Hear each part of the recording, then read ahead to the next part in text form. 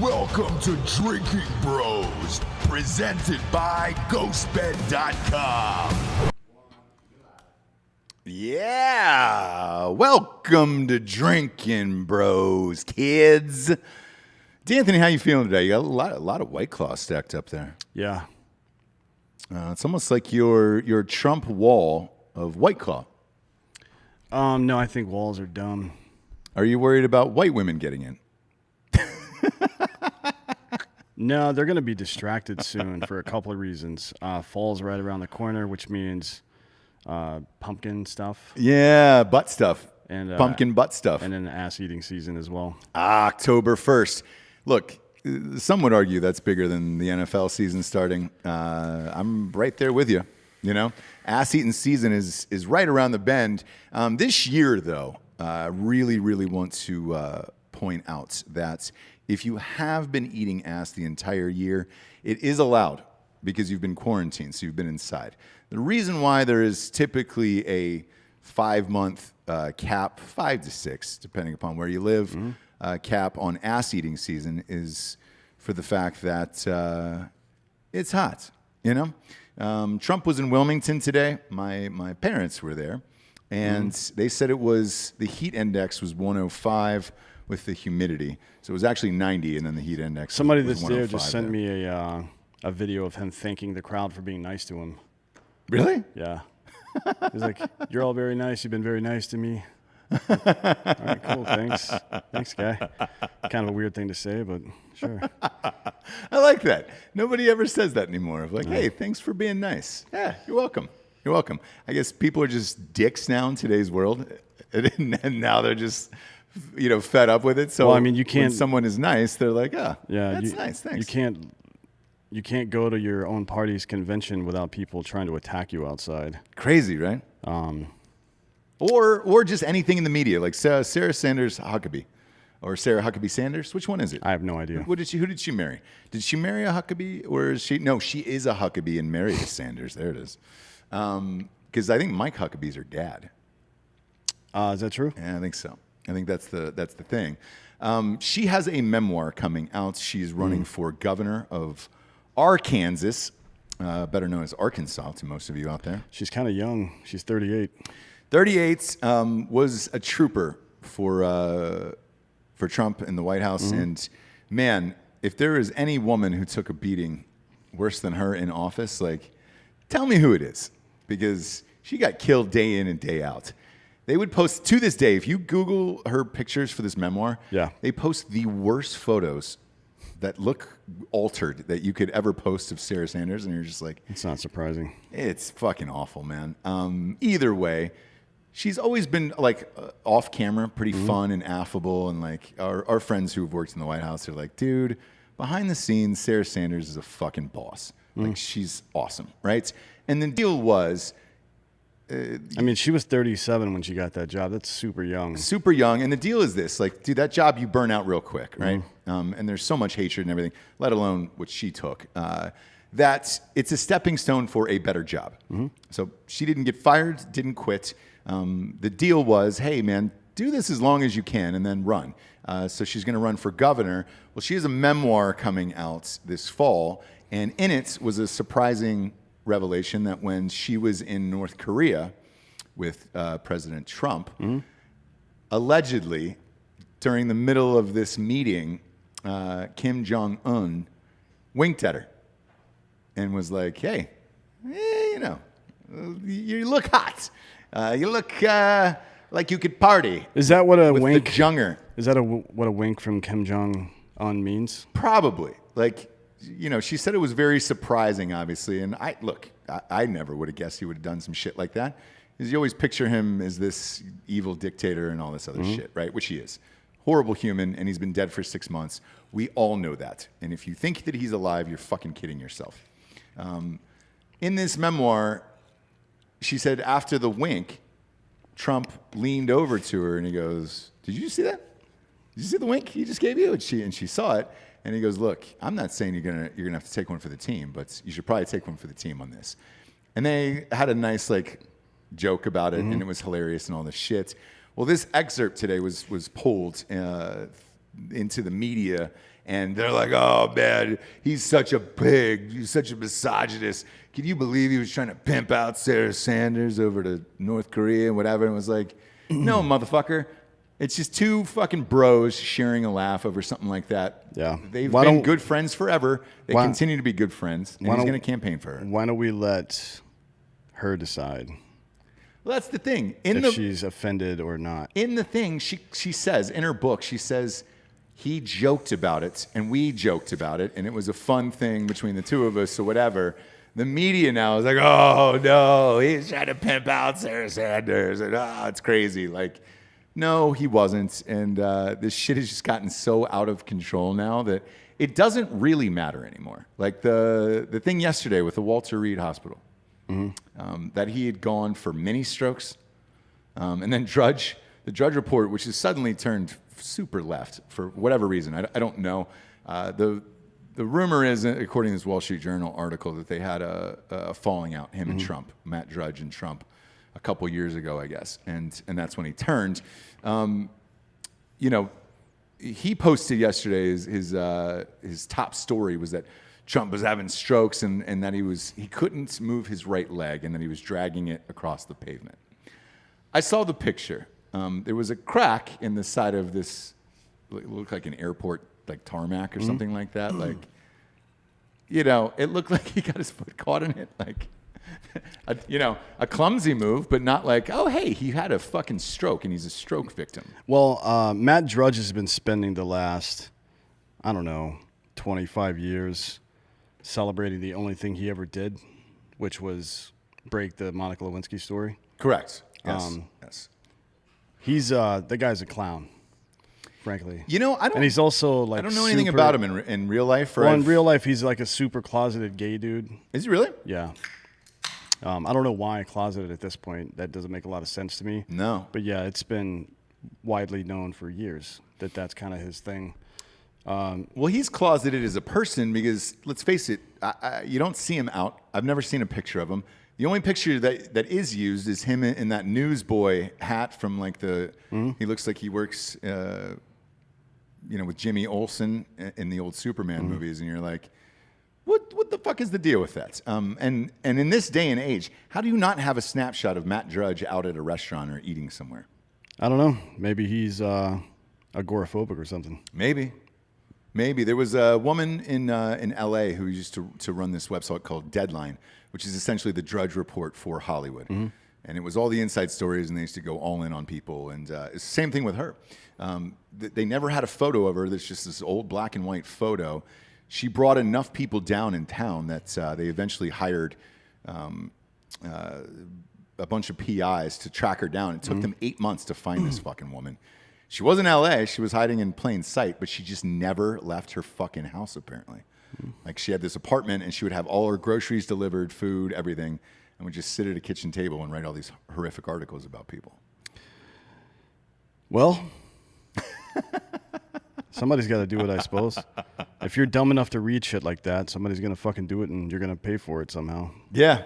Strange, man. Strange. But with Drudge, yeah, I haven't seen him in forever. He did cover this Nate Silver story, though. If you don't remember Nate Silver, in my opinion, is a guy that got one thing right fucking, 10 years ago, and now everybody rides his dick that he's, Nostradamus of predicting things. Look, man, he's got a daily poll that measures the presidential election, and he's had Biden up by anywhere from 6 to 11 points this entire time. And then today, people are pissed off that there's an article that came out where it says, as of today, he's only giving Biden a 6% chance of winning the Electoral College. So they're saying he is going to win the popular votes. Where are you seeing this? It was trending on Twitter all day long. Let me pull up. If you're talking about his post on Twitter. Not his post, another one's. People are debating this stat. Let me ask you first before we get into the article. Do you think Joe Biden wins the popular vote the same way Hillary Clinton did in 2016 and then loses the Electoral College? Is that how it's going to shake out for you? Probably, yeah. I mean, that commonly happens. It never happens with Republicans, but it happens frequently with Democrats. Like technically, there's a pretty good chance at least that Gore won in 2000 and he lost the popular vote. Bush won in a second term, but typically if you're a Republican president that gets reelected, you usually win the popular vote in the second term. So I don't know. This is all bets are off when Trump is involved. So we'll see. Here's the caveat in this: 0 to 1 points, 6% that he wins. That's why people are freaking out, because they think this election is going to be very, very close. If it's within 1 to 2 points, it pops up to 22%, which is still not great. I think this is going to be a 2% vote. Me personally, I'm looking at a 51-49. We're going to do the election show, and we'll do that the night before. But right now, that's how I have it. And I would tend to agree with this, where I think the popular vote probably will go to Biden, just because there's so many people in California. Like that, there's nothing you can do about that. California is going to be California, right? Yeah. Well, I mean, in 2016, Hillary Clinton got 48.2% and Trump got 46.1% at the end of the day. Right. So it's 2.1% difference. And if it's anywhere close to that, according to Silver's, workup here, from 1 to 2 point differences, it's Biden's got a 22% chance to win. He doesn't go into the green until he wins by 3 to 4 points, which is there's just no chance that's going to happen. I don't think so either, right? No, there's no thinking about it. The demographics of the country that's not possible for that to happen right now, unless you ran a fucking hero versus like a criminal or some shit like that. You know what I mean? Yeah. Like if O.J. Simpson ran against like a criminal. Yeah. Get that? Yeah, Right, yeah. great. I got it for sure. No, if like O.J. ran against like Dakota Meyer or some shit like that, obviously the choice would be easy. So, yeah, that's not happening. No, it's not happening. And people are automatically people went online and started bitching. We need to eliminate the Electoral College. So clearly that was the uproar today, that everybody thinks this is going to be a close election, and now they're realizing Biden's probably not going to win the Electoral College, and that, so everybody wants to abolish the Electoral College. Somebody else's thinking on here, though, was that people will be more receptive to it when Texas turns blue. And they're saying Texas will turn blue one day, which I don't know, man. There's a mass exodus from California, obviously, and everybody's moving here. It wouldn't surprise me, because I after Beto, I still hate calling him that. It's fucking That's not Beto, his name. bro. It's Beto. His name is Robert, and he's unemployed. When he got as close as he did to Ted Cruz, that's when shit started worrying me. Now, part of me hopes it's just Ted Cruz and people just don't like Ted Cruz, but I don't know. If that race happened today, Ted Cruz would win by 6 points probably. You think so? Yeah, he was kind of in the shitter back then, and now he's wildly popular in Texas again. After he started his podcast, actually. Like, more time to explain what you actually think about stuff makes you more affable and understandable to people. He's got a pretty snarky Twitter. I will say that. He's pretty funny on Twitter, Ted Cruz, but I don't know much about him. Every time I see him, he kind of looks like one of those TV evangelists to me, He looks like a gay mortician to me. Yeah. He looks like that Grayson kid from Duke. The point Grayson guard. Allen? Yeah. He plays in the NBA now. Yeah, he does. He's lighting it up. enough. He's lighting it up. No, I don't think he's lighting it up. But, he's actually doing very well. Great three-point shooter. Everybody's pissed about it too. The thing about, God damn it, the thing about this exodus from California is, it's true, man. If you have people running to, let's just take the neighboring states, or states that are close enough, right? Nevada could turn blue. Arizona's never turning blue. Not a chance. Maybe. In Texas, maybe. No. I don't know. God damn it, man. When you see things like this, you're like, don't fuck up this state. We moved here because it was Texas. You know what I'm saying? Well, I mean, we're encouraging all of our conservative friends to move here as well. There's a lot of people that are in California. I mean, like 45% or so of the population are registered Republicans. So, they're going to try to get the fuck out of there too. Yeah. It's not just going to be Hollywood dicks that can come here.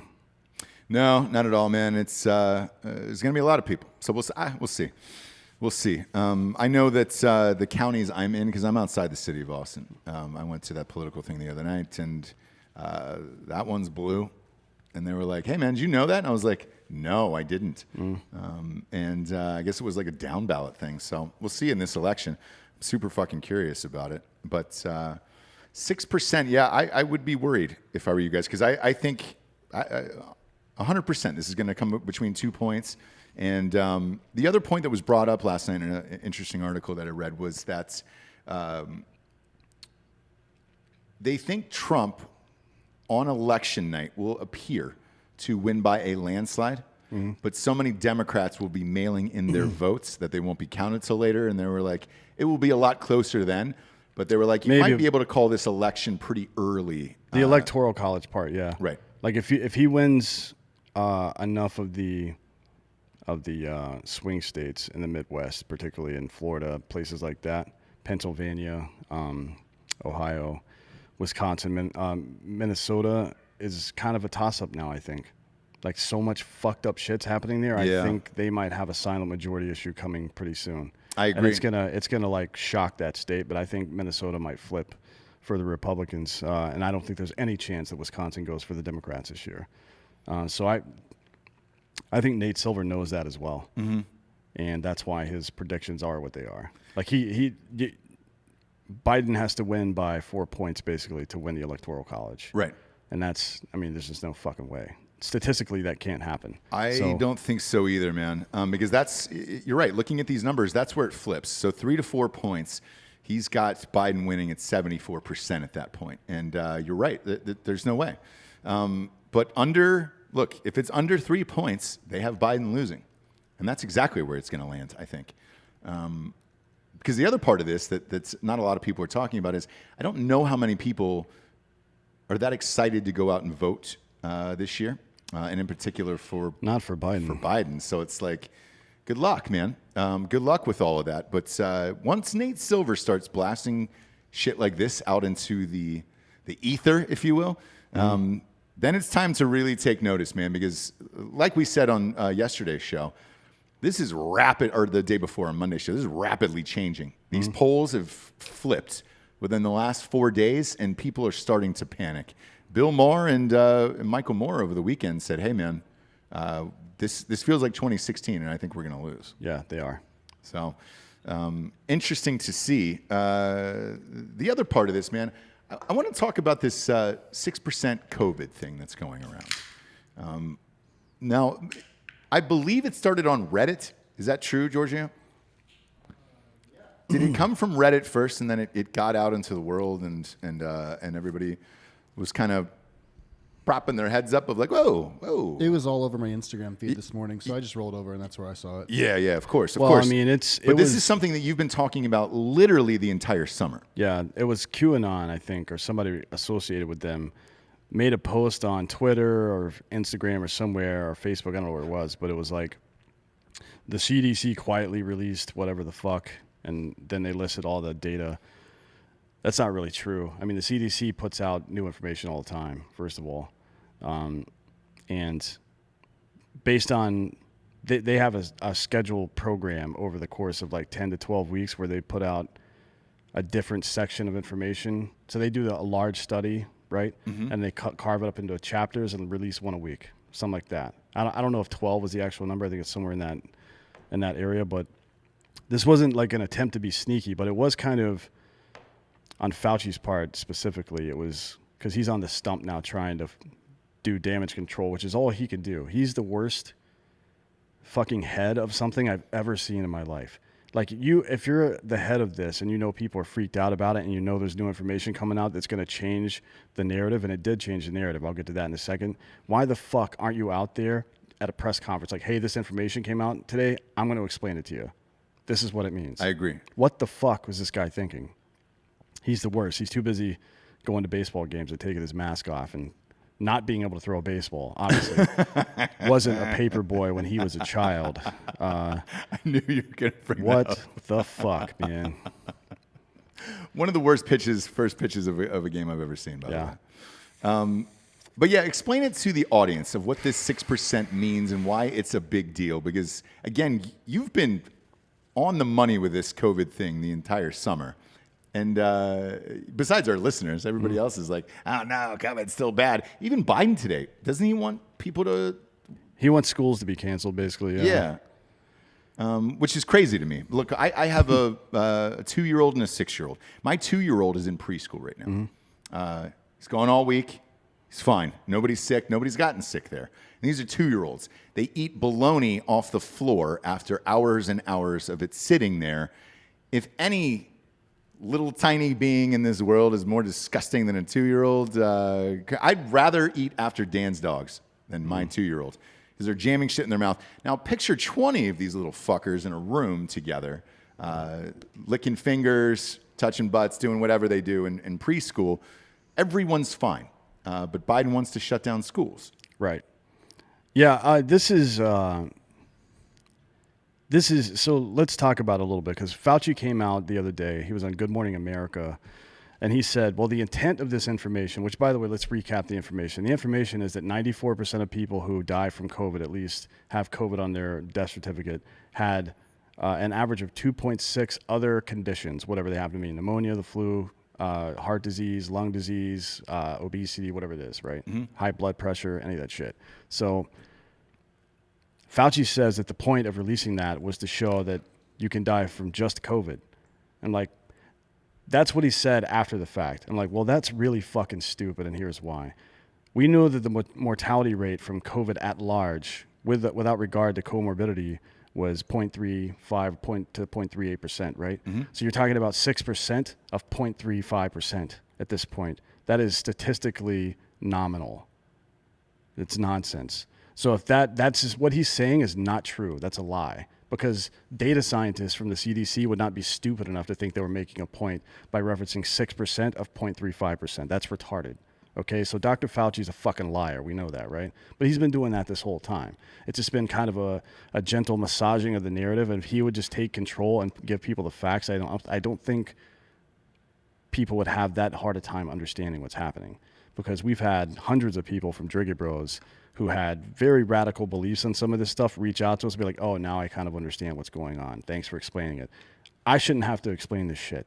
The guy that's the head of the fucking CDC or the head of the fucking of medicine in America, that guy should be fucking telling us what the fuck, right? I mean, Jesus Christ, it's retarded. So why was he lying the entire time? I guess what's to gain by it is what I can't figure out. Because obviously the economy crashes. You know, thousands of businesses are wiped out. Why lie? I'll get to that in a second because there's more information here. Just let's discuss what this all means. So, yes, the vast majority of people who die from COVID have some other thing wrong with them, right? That doesn't mean that COVID's not dangerous. Not at all. But that's not what a lot of people are out there challenging that right now, and you shouldn't be, because that's not the point. The narrative this whole time was that COVID by itself is dangerous. And we as a community at large, especially me and a couple of other people, were like, that is not true. It's not true what you're saying. 6% of 0.35% is not statistically relevant. Sorry, it's not. So the narrative was that COVID itself is dangerous, and because of COVID, we should shut everything down. Now, what we know about this comorbidity, look, it's not to excuse the fact that COVID is dangerous, not at all. It is dangerous for very specific people, for people that have all these conditions that we've discussed. And what did I say in April? If you're old, if you're sick, if you're fat, if you've got some issue, right, then fucking stay home. If you're going to be around those particular people and you have to in your daily life, then take some extra precautions and don't be a dick, right? But everything else should just go on as usual. Why would it not? Because the vast majority of Americans are not susceptible to this in any real way. Right? Yeah. Because I was looking at these numbers, and tell me if I'm incorrect on this, but right now the death toll in America sits right around the 180 range, somewhere in there, 180,000. After these new statistics came out, they said their guess is that about only 9,000 people died of just COVID and nothing else. Right. No pre-existing conditions or any of the other shit that would cause one to die. I just can't figure out why lie about any of it. Well, I mean, the CDC and Fauci didn't come out and explain this information because I assume that they're afraid of what it might mean. It might mean that they've fucked up our economy for another generation by being wrong. Right? Yeah. Like, how far would you go to cover that up? Real far, real goddamn far. If I made a mistake that big, I'd go real fucking far. I mean, shit, I've lied about worse. I think, but there's some legitimate concerns there too, because people are fucking stupid. I think they're also afraid that people at large will realize that the vast majority of human beings in America are not susceptible to this, right? Like the vast majority of all the, when I say 0.38%, I mean of all the people that have been tested for or likely had, like most likely had COVID based on data science, 0.35% of them have died in America, right? 0.35% of the people who got it died. Now you're talking about only 6% of that 0.35% only had COVID. But there's some caveats to that. So sometimes, which is also common with the flu, pneumonia happens after COVID is contracted, right? So that part, I think it's more than 9,000 people that died, quote unquote, just from COVID. It's more than 6%. It's certainly more than 6%. Whatever, if you can look on the CDC's website and look at all the statistical breakdowns demographically and then comorbidity breakdowns. Anything that's in the column of COVID plus pneumonia without the flu, you can pretty much guess that was also a COVID death, in my opinion, because that's how it works. Like people particularly old people, but it's going to be mostly old people. When you look at the demographic breakdown, it's still going to be mostly people over 65. But anyways, people with the flu, particularly old people, very frequently in the hospital or at home get pneumonia as well and then die from the pneumonia, like an infection because their immune system's weak or something like that. That doesn't mean that they didn't necessarily die from COVID. So that number is higher than 6%, right? For sure. But we're still talking about a fucking mortality rate of 0.35%. So even if it was fucking 50%, you're talking about a fucking 0.175 mortality rate at that point from just COVID. Motherfucker. I mean, this is basic fucking mathematics. And the fact that they won't come out and admit to this stuff and explain exactly what it means they're afraid of what it means, right? Otherwise, they would just do it. Yeah, and it feels like they're against our own government for some reason. And that one I can't figure out. Well, that's because Trump is flippant. Like, he expects people to get it, but he doesn't understand maybe he doesn't want to believe how dumb people are or how ready people are to take whatever he says and twist it or either against him or to fit their narrative that kind of supports him or whatever the case, right? I don't think he's very careful with what he says, and he should be a little bit careful because people are dumb. Yeah. Honestly. Yeah. Even the Kim Jong-un thing, right? It's a joke. It's an offhanded joke, obviously. You could take that out of context just like everybody else is today and turn it into whatever you want. He says a lot of shit like that all the time, drinking the bleach and everything else. Like, clearly he was joking, but it's like, dude, yeah, you have a huge segment of people that take it seriously. And you're right. I don't know if it's because they're dumb or if it's because they're twisting their words or whatever. But at what point do you look at these numbers and do you come out and fire Fauci, or is that too big of a risk before the election? I don't know. That's a good question, man. I mean, I would expect that, and as in any job, if you do it poorly, you go away. No. I mean, that's kind of not a prayer. That's kind of the point. So it should be, but it's not how most jobs work. No, A lot of people fail upwards. I saw that in LA all the time, where I was just like, "How do you still have that job?" And you got a higher job after that. I'm not sure. So with this 6%, do you believe in that number now that that's out there in the world? No, I don't. I think it's probably more like, hang on, let me do some math right quick. Because I think the death toll in America is right around 183,000, somewhere in there right now from COVID-related things. And then obviously everybody who's been shot has died of COVID. Right. And anybody who got a shark bite has died of COVID. And basically, if you got struck by lightning in the last 4 to 5 months, COVID was probably the cause of that as well. But 183,000, it seems like a lot. I think we're probably more in the 60 to 70,000 range.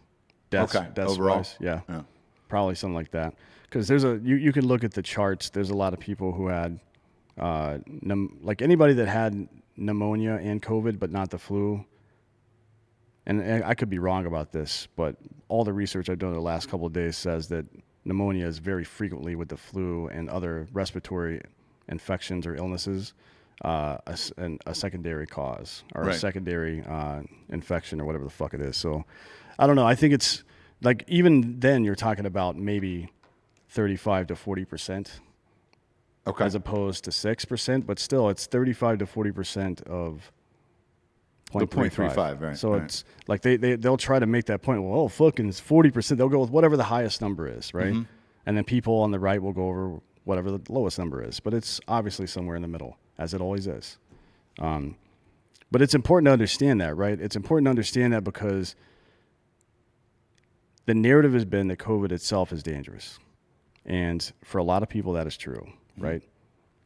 Driving a car is dangerous for blind people. We didn't get rid of cars. Or blind people, which we probably should have, but yeah. And, you know, these are challenging times. Nobody wants to risk anybody else's life, which is noble and understandable. And that includes people in power because every death is, you know, got to take some kind of toll on you. Sure. Right? Which is weird because I don't know how between the nipple rings and murdering all those old people, Cuomo sleeps at night, frankly. Yeah, that's what I wanted to ask you about was the grandpa killer. Or the grandpa-grandma killer is what they're calling him. Look, should he be to blame for any of that then? Looking at these numbers, like, should he be to blame for those people, as well? The people that I've heard on the other side discuss that were like, well, we didn't know back then. Like, yeah, we did. The first piece of information we found out was it's a respiratory illness. And then the CDC, everybody involved was like, if you're old or have lung shit, you need to fucking watch out. This is before any quarantine stuff happened. That was the very first piece of information in late February that we really got. Mm-hmm. And you can deny that shit all you want, but that is how it went down. So Cuomo fucking hoarding people into fucking nursing homes like that, bad move, bro. Yeah. Like you fucked up big time. And, you know, what should be the penalty for that? Like if I walk over to the other side of this desk and shoot you in the fucking face, there's a penalty. First degree murder, right? I thought about it. I got up and I fucking did it. If you set some kind of policy that inadvertently, you know, causes some kind of death somewhere, which is, I think, every economic policy in some way or another does it directly or indirectly, right? Because somebody always, there's no perfect one, so somebody always gets fucked over. I think he should be out of office for sure. But, like, do you charge a guy for something like that? I don't think you can really. Like, how would he have known? No, you can't. And with all of this, I guess the hardest part here is, besides the people who are truly doing it politically, I want to believe, and maybe this is naive of me, I want to believe that there is politicians out there who are genuinely trying to do the right thing. Mm-hmm. With this once-in-a-lifetime pandemic thing, it's such a hard guess of what it is because we just don't have any information because it didn't come from here. Now, if it was made in America, we would know where it came from and we would know all the details immediately. I still don't think we know what the fuck this was caused by. Oh, we definitely know, right? I think it was made in a lab in China. That's me. And I'll come out and say that. I'll put the fucking tinfoil hat on today. No, I'm sure it was. I mean, look, this has been every fucking dystopic, like futuristic, goddamn germ warfare based movie of all time has been that. Contagion. Like 12 Monkeys, guys walking around in airports with invisible gas, right? Yeah. Like that's been, and it's because it's science, right? Like viruses spread really fast, and really good viruses also adapt really fast. So if you wanted to fucking do something like that, that's how you would do it. And look, sometimes it happens in medicine a lot. We make things for some purpose and they actually end up achieving some other purpose, good or bad. So Viagra, for example, was originally made for your respiratory system, for people with asthma, to get more blood into or more oxygen into your bloodstream, right? What we found out was whatever the fuck we found out, it makes dick hard. You know what I mean? Yeah. Dick's hard, rather. Imagine if you had an asthma attack and you just got a raging fucking boner during a jog.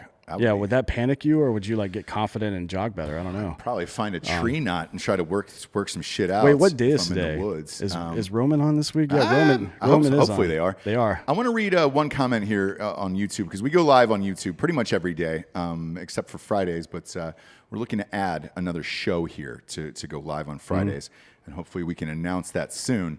But there's a guy named Grat Hodson in the comments here. He said, "My grandma got it from the nursing home. She was gone within 6 days."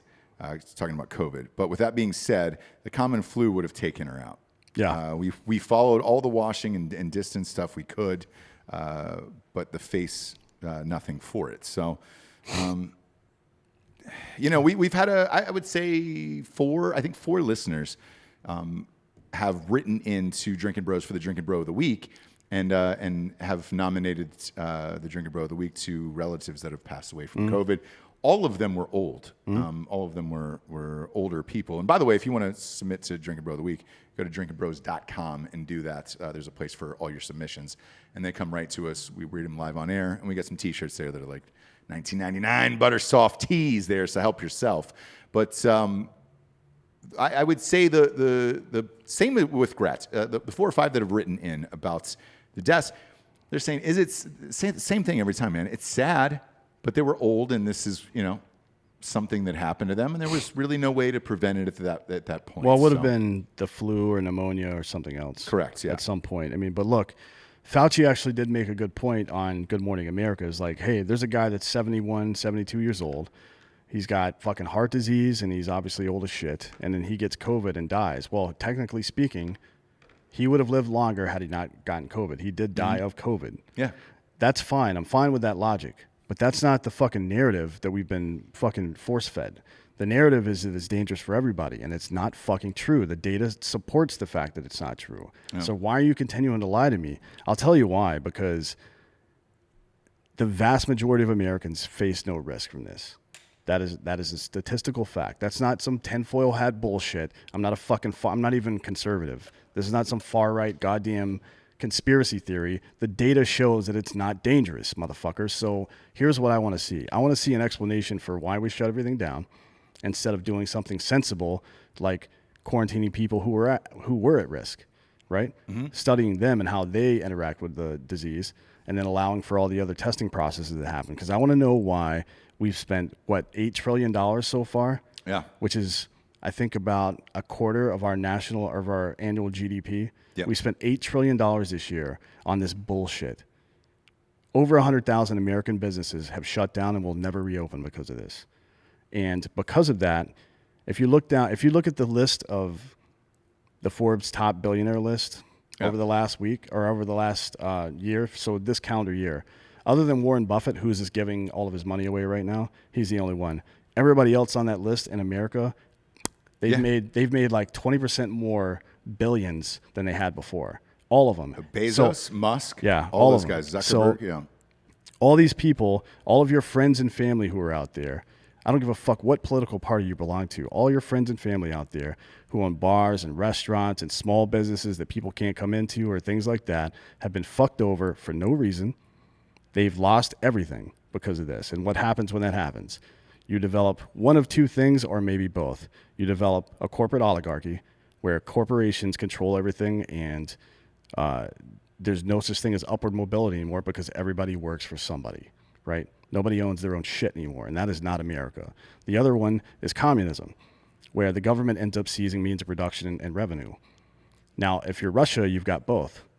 So after all this talk about how Trump's in bed with Russia, what we see are Democratic governors, mayors, and presidential candidates trying to shut everything down and move us closer to an oligarchy/communist fucking country. And that's not going to happen here, my man. It's just not going to happen.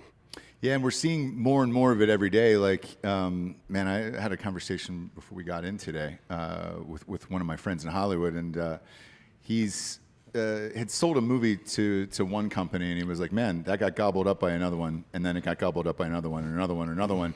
And he was like, isn't that crazy? And I was like, no, not really. If you look at everything that's going on, I just, last night, there was a Sprint T-Mobile commercial. They've now merged. And I was like, well, shit. All right, well, we're down to what, 3 cell phone services? It's the same thing that goes on with cable television. It's one of the reasons that they fucked themselves over and didn't know it. Yep. Right? So if you, this data is a couple years old. I'm not sure how relevant it is now because so many people have pulled out of cable companies. But in, I think it was 2016, the last time I did research on this, or the last year that I got data to do research. So it would have been 2 years ago. Something like 84% of all homes in America were in a place where you only had one option for cable. Only one option. That is collusion. Yeah. It's illegal. It's fucking, it's antitrust. You can't do that. You can't allow an industry like that to fucking pick and choose where their services are available so they don't have to get into direct competition so they can both keep their prices high. Because if Charter, Time Warner, cable, whatever the fuck, and whatever other cable, I don't even know what cable is anymore. If 2 cable companies are both available in the same city, then they have to compete for your fucking business. Right. If they're not, if one or the other is in that city, then they can set whatever fucking price they want. Yeah. And there is no competition, right? That is collusion. It's antitrust, and it's fucking illegal. And it's been going on for years, and now the same shit's happening here. Yeah, it's happening here, and my classic story about it happening in as far as cable goes and entertainment and all that shit in LA was I used to drive by the NBC building every day, right? And it just said NBC on the outside. That was 2000, 2001. It was like, oh man, there's NBC. And then it was NBC Universal, right? They were bought by Universal. So it was NBC Universal. And then it became NBC Universal Time Warner. So Time Warner had bought that. Yeah. And then AT&T ended up buying that. So it was AT&T, NBC, Universal, Time Warner. It was like, great, so now you own everything all the way around, and you can control whatever you want, and now you own your own TV network. And then AT&T bought DirecTV, so they own DirecTV as well now, and it's like little by little, over time, all of this shit is just becoming one conglomerate. And by the end of our lives, Dan, we might just be down to 3 companies that own everything, and that's kind of it. There's actually a Canadian sci-fi show called Continuum that was basically about this. They ended up with something called the Corporate Congress, which is where Congress was made up of representatives from the corporations that control the country. It's very Black Mirror. We're not far from that. No, we're not. I mean, we're never far from Black Mirror. That's why Thomas Jefferson, said what he said all those years ago. I don't know. It's an interesting thought experiment to try to figure out if we can change this in motion. You know what I mean? There's something called traction when it comes to movements or marketing or whatever the fuck else. And the general concept is it's a big stone wheel. Let's get it rolling. And once it's rolling, it's pretty easy to keep rolling. It's hard to start and stop again and all that, or stop and start again and all that shit. But if you keep it rolling, it's easy to keep it rolling, and then it becomes progressively easier to gain more and more momentum, right? Traction is what it's called. So things like this happen really fast. Look how quickly marriage equality happened. Yeah. Like, people started kind of chattering about it a little bit in the early 2010s. And then Biden had a gaffe on television 2.5 years later. And then a year after that, it's the Supreme Court rules on it, right? Like, things happen very quickly. Now, slavery was abolished fucking a gajillion years ago, but Reconstruction didn't work. It was nonsense. And then Jim Crow laws came into effect shortly thereafter. And then we even went so far, we had the riots and protests in the 1950s and 60s.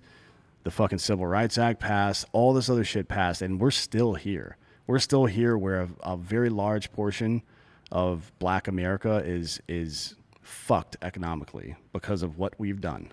Not just slavery and all that shit, but how we've handled it afterwards. It wasn't just the slavery part. It's like we fucked up every step of the way, and it just made it progressively worse. Now,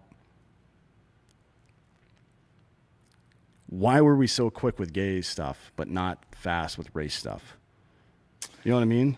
Like, are we really that stupid that Because think about when you were a kid and you first heard about gay shit. Mm-hmm. Like for our generation. Now it's more common, but like when I first discovered what that was, I was like, oh, fuck, that's gross. Because it is gross to me, and it should be. I'm sure that vaginas are kind of gross to gay dudes, right? That doesn't mean it's intrinsically wrong or anything. That's the problem you have when you learn about it as a kid. Now,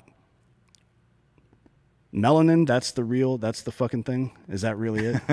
That's the one, huh? That's over. Like some dude fucking getting cum blasted in the back of his throat is more acceptable to you than somebody having a little bit more melanin than you. If you're racist right now, you're a fucking retard. That's the dumbest shit of all time. That's the way I think too, and like, because I was trying to think about this as well, like as far as gay marriage goes. I remember when they got passed, right?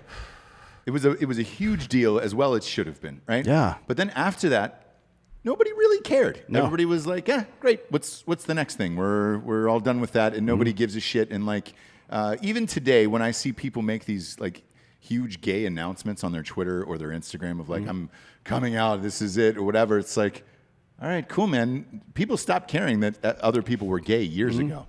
Now, me and you are sensible people. We feel the same way about racism, where it's like, I just don't know. I don't know really anybody, to be honest, in my life that's racist or around me. I never grew up around it, and I don't know. I just it's always so odd when I see the things on the news of like, oh, racism, because I look at it like I think it's a very small segment of the population. What is there, only like 28,000 white supremacists or something? It's like a crazy low number. But I mean, that's a lot of people. You can make anything look big in the media, the same way as in Hollywood when you're shooting extras. It's expensive to put extras in a movie. Therefore, you push the camera in as close as you can to make it look like there's more of them. And that's exactly what the media is doing to racism, in my opinion. They're just pushing the camera in real close to all the shit that's happening. And yeah, you're gonna find some footage of some shit that's gonna be unsavory. But I think that whole I mean it's that narrative is driving it for sure. And Dakota kind of had some stuff to say about that on Monday.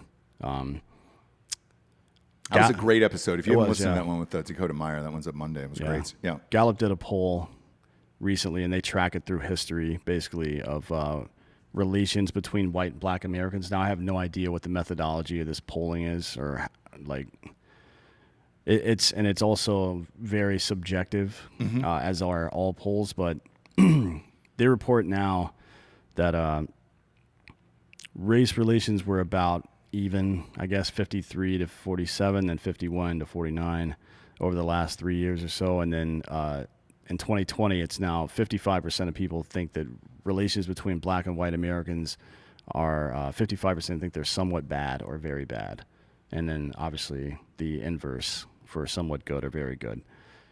I want to know where these polls are coming from and who's actually doing them.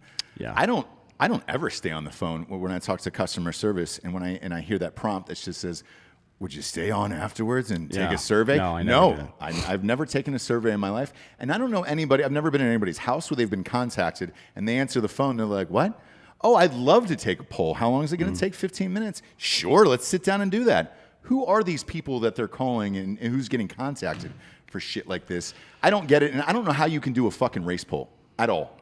I mean, you can break down the methodology, but there's no, with this amount of people in our country, I don't think there's, I don't think you could do it, frankly. But I mean, this just speaks to that whole narrative, right? Even if this is true, if this amount of people are reporting that, is that reality? You know what I mean? Like, have you ever been in a fight with someone, but you were never really in a fight with them?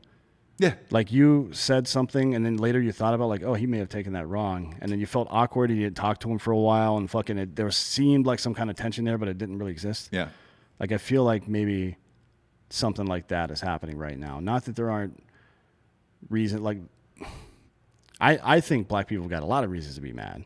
Like, they should be super mad at conservatives who don't agree that they have a statistically worse plight in America because of economic status, because that is a statistical fact. If you argue that, then you're fucking stupid.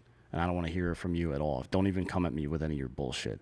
And they should be, even in my opinion, way more mad at Democrats for fucking stringing them along with a fucking carrot on a stick for the last 60, 70 years. right? Pretending to be their friend while they're basically just milking their fucking community and using them for fucking votes to stay in power. That's like, without the black vote over the last 30 or 40 years, they would have won 0 elections. Yeah. 0 elections. And what exactly have they done for them? And you're seeing more and more people, more and more black men, especially young black men in their 30s, come out on social media and in the media in general and say, what exactly have you done for us? You know what I mean? So black people have a lot of reason to be mad. But if you're a black person and you're mad at white people as a monolith, that's fucking dumb. I agree. And, you know, it's interesting that you said in their 30s in particular, because 30s is when you start to make money and then you realize where it's going, where you're paying taxes and it's starting to make a dent in your paycheck. 30s that's the prime time where you're like, hey man, in my 20s, I really didn't give a fuck and I was willing to blow things on different things. And it was just like, who cares? I'm young. I have plenty of time to be rich. 30s is when you start making money as a dude and you're like, wait a minute, where's all this going and why are they taking this? Therefore, I'm going to start caring about politics more. Because let's face it, as a teen, when you grow up, you're all full of hope. You don't know that the world is shitty. Therefore, you know, most college kids in high school, it's like, oh man, Democrat, they're all pitching hope and everything's going to be great and blah, blah, blah, right? Yeah. Then you get out of college, you realize it's hard to find a job.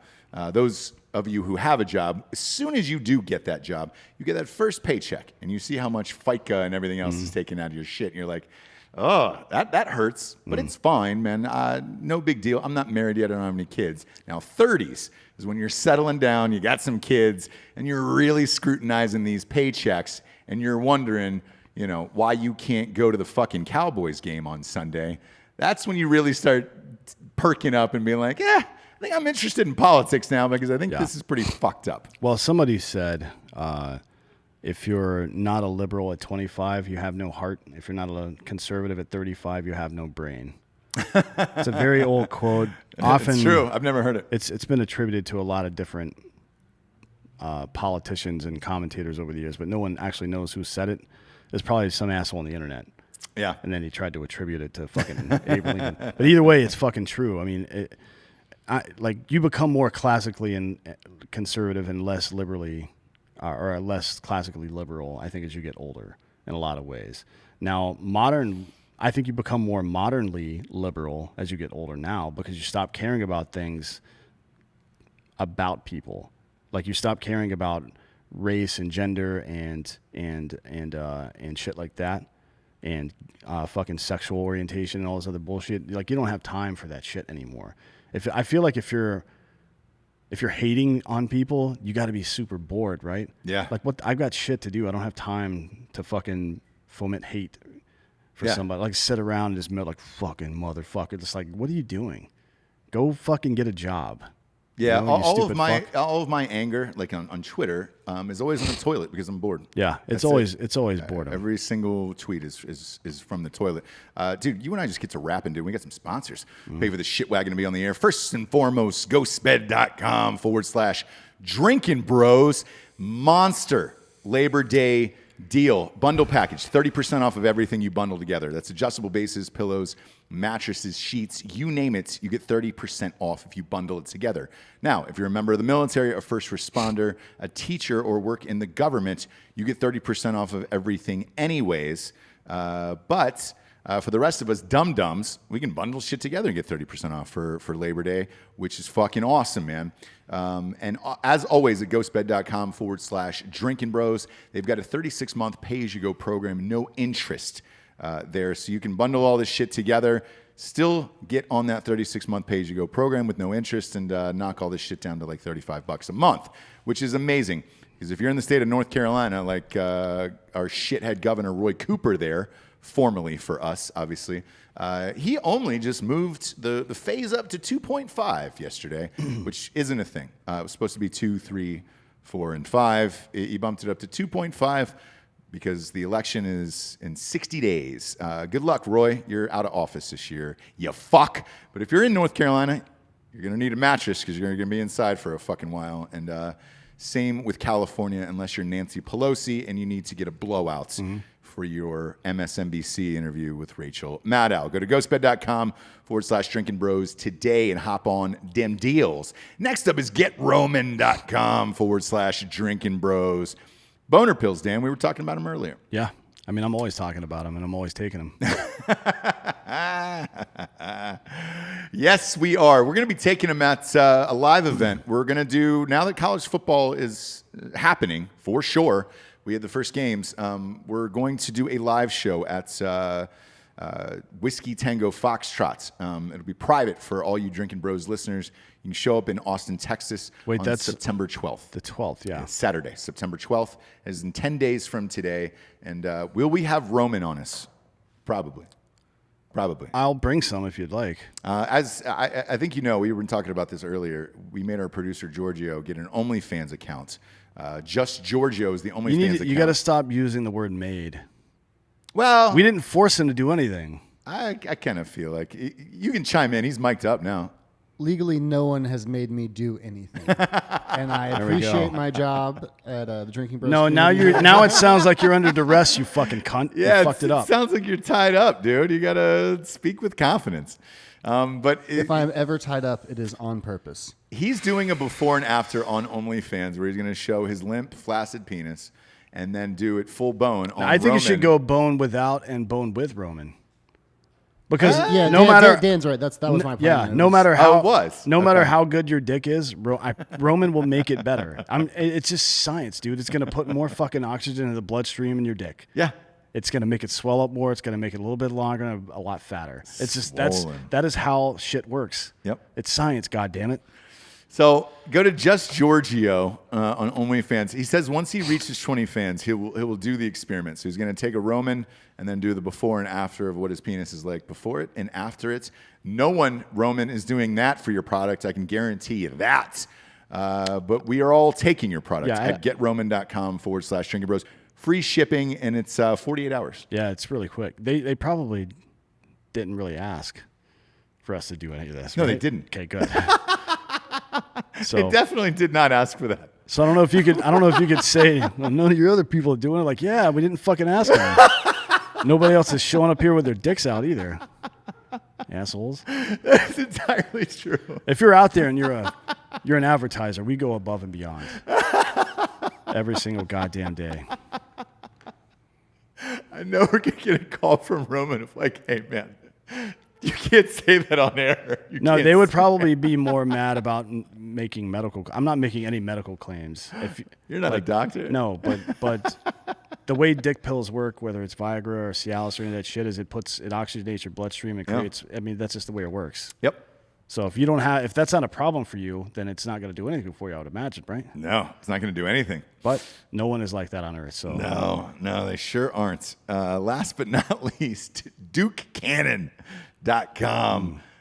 Best in the biz as far as soap goes. This one came from you. we're going to have their CEO On the show. soon. On Yeah, the show I've soon. actually upgraded. So I've got the body washes, got the solid cologne. I've got all the colognes now too. I've got the solid cologne. Mm-hmm. The C kit is like all the naval supremacy stuff. Yes. So that's the one I have now. It's great.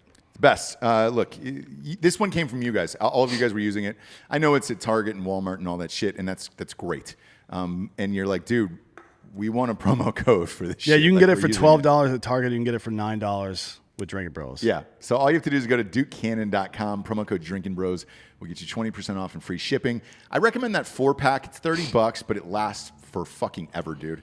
Well, their cans are like this big. They're as big as a fucking coffee can. They're big. For But their body wash. It It's lasts great. for me, and I overuse it. It lasts about a month. That's great. One thing lasts a month, and I use way more than intended because I really like to lather up, you know. Yeah, you do. And I like the smell. Yeah. I take my time in the shower. Best, so do I. I take long showers. Yeah. Best in the biz, man. The Old Glory is my favorite. But get that 4-pack. Get the variety pack for $30, and it literally will probably last you 4 months. It will, yeah. You gotta, but then you'll know which one that you actually like after Correct. that. So, for every one of their body washes, they also have like solid cologne, spray cologne, a kind of deodorant that matches with that smell as well, so you don't smell like a fucking weirdo. I mean, it's they've got a lot of good shit over there. It's great. Go to DukeCannon.com. We'll go to both. And then Get Roman after that. Yeah. You're going to need to wash off that wiener after you stick it in things. You don't really walk around with stink dick all day. No, you don't. We got a little bit of breaking news here, D'Anthony. The moderators have just been announced for the debates coming up. I was curious about this. I saw people react to it, and it was like, oh, it's all Trump haters. I mean, look, Chris Wallace is probably one of the only honest human beings left in fucking journalism, so leave that motherfucker alone. He's on Fox. He's on Fox News. Like him and Shepard Smith and a couple other guys, ironically, these days from the right, and I say ironically because the right used to be the spinsters, and now it's the fucking left, and it's not even close, by the way. Right. But I really feel like Wallace is one of the more straight up dudes at this point. Like, would you rather it be fucking Don Lemon? Are you kidding me? Like, get fucked with that. Or Rachel Maddow. And it's also interesting that they didn't go with any, like, except for, I guess, NBC News maybe could be considered liberal because it's mainstream media, but it's not CNN. It's not fucking MSNBC. Like, none of the debates moved on to one of those liberal networks this year. And usually one's on Fox, one's on CNN, one's on NBC, typically. Yeah. That is not how it happened this year. Nothing is on MSNBC or CNN. Now, is it because of ratings? Probably. Why would they make that? Why would the Biden administration agree to that? Why would the DNC agree to that? For what? Why would the DNC agree to have one of the shows on NBC News, one on C-SPAN, which is they have no political affiliation, and then one on Fox News, which has a very clear political affiliation? Not the debates themselves. I think you mean the moderators. They're going to be on all the channels. Yes, but correct. the moderators are going to be Correct. from those stations. That's what I'm So saying. I think because of what happened in 2016 with Homegirl giving away questions. Donna Brazile? Yeah. And then they made her the head of the DNC. There you go. Yep. There you go. I think I guarantee this was probably the hardest year for them to pull these people together. Because I'm with you. Like, I think the guys they chose here, looking at them, are pretty fair. So on September 29th in Cleveland, Ohio, that'll be the first debate. That'll be Chris Wallace, as Dan said, from Fox News. And he's not gonna fucking softball anybody. No, and he never softballs Trump. So No, and he doesn't. But he also doesn't like. He also, while Trump was on the show, was like, "Hey, fucking Biden's been saying this. That's kind of bullshit, right?" And he's like, "Yeah." Like, he's not. He's a reasonably honest human being. I think this is a very, very good choice for the first debate. Correct. The next one is a town hall style. And this will be moderated by C-SPAN's Steve Scully. That'll be in Miami on October 15th. He was a backup moderator about 4 years ago, so he's getting his shot at the big time. Another guy, C-SPAN, they're down the middle. You usually turn them on, and it's just a goddamn camera in the back of Congress. Yeah. There's no volume on, so it'll be interesting to hear it with volume. He's wouldn't worry about that guy too much. He's not gonna that will probably be the most boring one, frankly. Yes. Yeah, I agree. And and that town hall format, by the way, is quiet anyways. It is, yeah. Because there's not a lot of people there. It's all going to be digital this year. It'll be people on Zoom, I imagine. There's not going to be people in the fucking audience. That's right. I didn't even think about that. Or they're going to be socially distanced, I guess. So it'll be extremely quiet. Whew. Or the questions will be pre-submitted, which is two things. One, there's not going to be a lot of noise around. And two is that the candidate will be able to respond however they want, and it's going to be incumbent upon his or opponent to interject instead of, like, usually in a town hall, somebody will ask a question and the person will start answering before they finish asking, and the person's like, "Oh, fucking blah blah blah," and there's a little back and forth there, and then then it goes away, right? Sure. This year it's going to be, if it's digital, which I think it kind of has to be, it's going to be somebody, maybe this Scully guy reads the question aloud, and then the candidate just responds, right?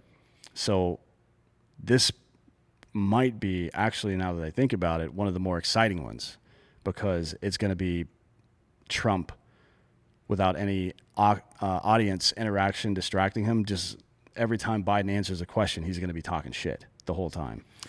Yeah. You know what I mean? This might be a good one. Like him fucking kind of traipsing around behind Hillary was, I mean, look, you can say what you want. Human beings are pack animals, and fucking demonstrating prowess and intimidation works. It makes you look stronger and more powerful, and that's what people want in a leader. That somebody told him to do that on his staff, and Correct. he fucking did it. And if you watch the Hillary documentary on Hulu, if you want to put yourself through that hell, go ahead. But they do have behind-the-scenes footage of the prep for those debates, and she actually does talk about what he was doing during that, and she said she knew it was going on, she knew it was happening, and then politically they tried to combat it on the next debate. But you're right. Watching these behind the scenes, they played the weak card, by the way. They were like, Yeah. "Oh, he's trying to intimidate a woman." Like, you're not a woman. You're a fucking candidate for president of the United States. I don't give a fuck if you've got a dick or a pussy. You better have some fucking balls. Right. And that's exactly what happens. So you can kind of see behind the curtain there and see what they go through. But they do prepare for this shit. But that'll be fun with no people there. The third and final debate will be moderated by Kristen Welker from NBC. She's meh. She's pretty vanilla. The only thing is, I don't know her with two alphas like that, like how that goes, and if you're able to bully each other around or try to bully her in that. And then there'll be one vice presidential debate between obviously Mike Pence and Kamala Harris, which will be moderated by USA Today's Susan Page, which is an interesting one because, look, if you're working for USA Today, you're not talking for a living, you know? Strange. That one's going to be in Salt Lake City, Utah. Oh, boy. Exciting times for someone, but no one in Utah. For someone, yeah. That's going to be October 7th. Pence, after watching his speech the other night, he's a lot better speaker than people give him credit for. He's a it'll good be speaker, interesting one, yeah. I'm looking forward to that one as well. That one will be interesting just to see how. I like to see the strategy from the campaigns, like that move. So the two things really got Trump elected. One was the bravado, the fucking manliness, even if it's fake and projected. And a lot of people knew it was because this guy's a fucking billionaire. He's never been in a fist fight in his fucking life. You know what I mean? But you don't necessarily have to if you can carry it that way, right? Right. So that's one thing. I think all that stuff that he got criticized for actually is a huge reason why he won. The other reason is the data stuff with Cambridge Analytica. Yep. They figured out that we don't have to go after the entire country. We just find these individual spots in swing states. We can flip these counties and we win by a wide margin. So instead of spending money all over the country, I'm going to spend money in about 50 counties in the United States. 50 counties. I'm going to spend a national election budget on 50 counties in the United States. Flip them, then we win the Electoral College. And guess who won? Who was it? Who was that? It was Donald Trump that won. That's who won. So I like watching the That's who strategy. won it. That stuff in the Trump campaign in 2016 actually made me respect him a lot because I do know from people who work with him on a daily basis that he can be difficult and blah, blah, blah. But it does seem like he listens when people talk to him. Yeah, I agree. And another interesting fact here before we get off the show is or an interesting story that I read was that people were making a big deal that Trump pulled money off of advertising on television. And I wouldn't be spending a dime on television.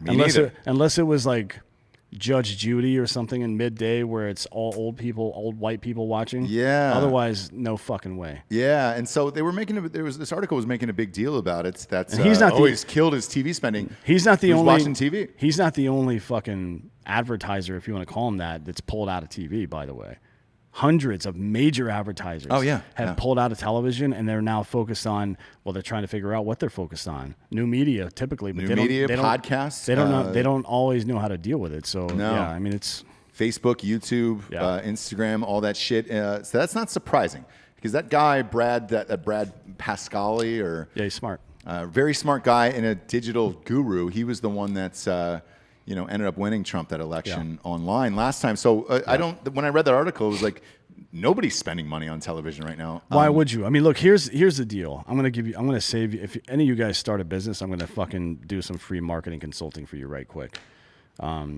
So I find out through whatever means, whether it's data collection or just intrinsic knowledge, right, that this group of people likes my product. And then I have to go look and find where this group of people exist out in the fucking advertising world. Do they watch sports? Mm-hmm. NASCAR, football, baseball, what is it? What do they watch? Do they like concerts? What kind of music?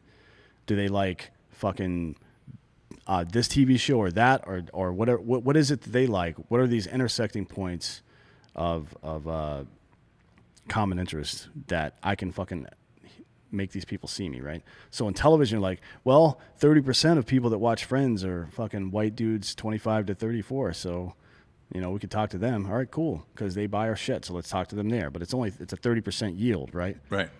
I can go to an influencer, like I can go to Drinkin Bros, for example, and be like, I want to talk to males who support the military, or males who, because we're about 91% male. Yeah. So you went from a 30% yield on an audience of, like, that audience would have to be 3 times the size of ours to even make the same money that we did, statistically speaking. Yeah. So why the fuck would you advertise in television at this point? I don't know, man. Or radio. I'm with you. Yeah. Or radio, unless it's a very specific personality. That's why all local radio stations are dying as well, and everybody's switching over, because it's like, hey, man, the top 40 car commercial, that type of shit just it's not doing it anymore. Now it's time to get to the Drinkin Bro of the Week.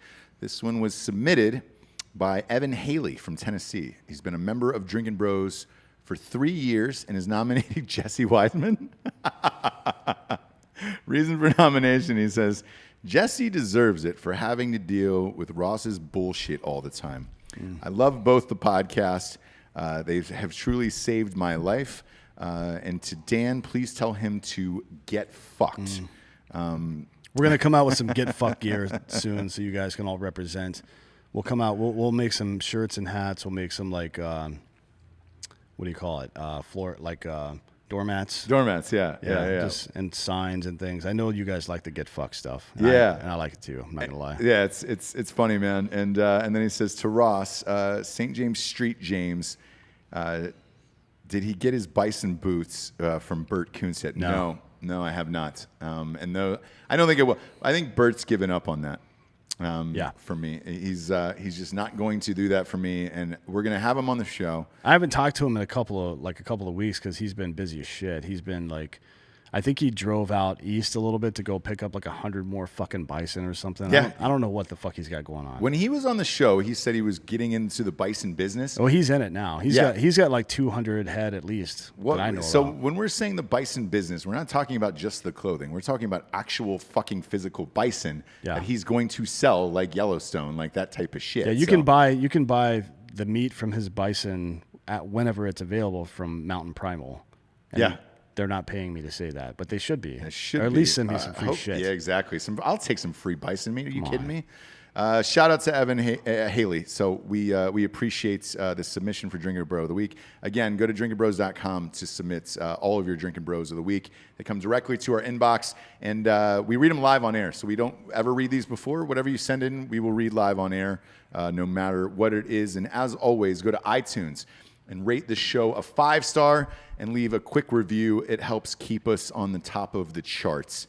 And we need it because these fucking bullshit celebrities are out there making awful shows, trying to knock us down a few pegs. But we keep kicking them out with the reviews. So give us a 5-star rating and a quick review on iTunes, and we greatly appreciate it. For D'Anthony Holloway, I'm Ross Patterson. We are the Drinkin Bros. We'll see you tomorrow for Fake News, kids. Good night, everybody.